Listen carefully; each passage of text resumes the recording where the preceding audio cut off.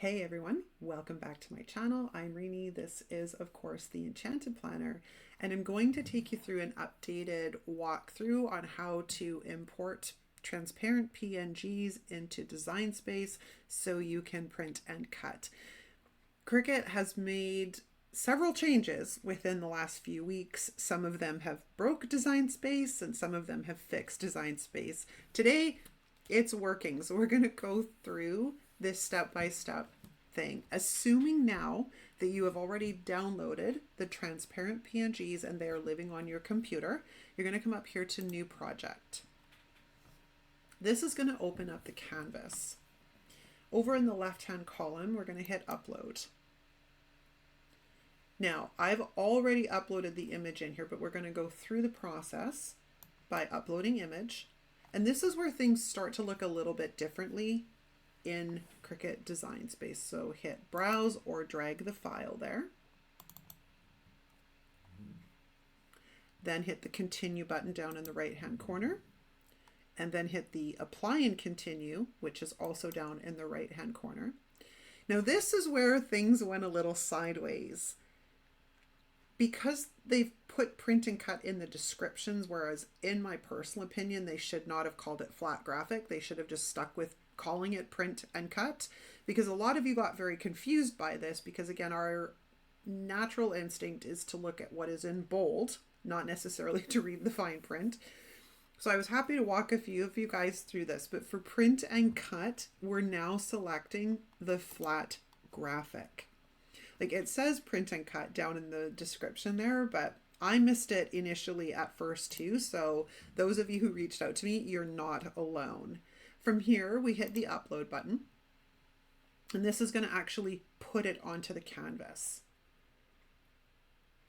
Now, this is way too big. I don't know why. I size it for one thing and it imports at a different size. We come up here to the size box and we're going to click the unlock button.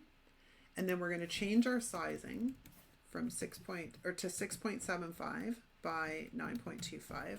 Now, I used to, when it was a lot easier to access, change the position to 0 on the axis of Y and X. I don't bother anymore because we don't need to. And it's an extra step, so why bother? So we come up here to the right-hand top corner and hit Make. I'm not going to save this project. I don't generally save a lot of these projects because they're already uploaded into Design Space, so I don't see the point. And we're going to hit Continue. Now, I have already printed what I'm going to use, but now I'm going to take you through the materials section. Okay. In section 2, we have our base materials. Now, for my machine, washi sheet works the best. Your machine may be a little bit different, but I went through a lot of trial and error to find something that was going to work. Some of these settings cut through the paper completely and made a die cut sticker, no matter how much pressure I adjusted, and some of them didn't cut deep enough. So if you're having troubles with your machine, try the washi sheet. But where I'm going to take you now is I'm going to show you how to edit the pressure settings if you have a Cricut Maker. You're going to come up here and you're going to browse all materials.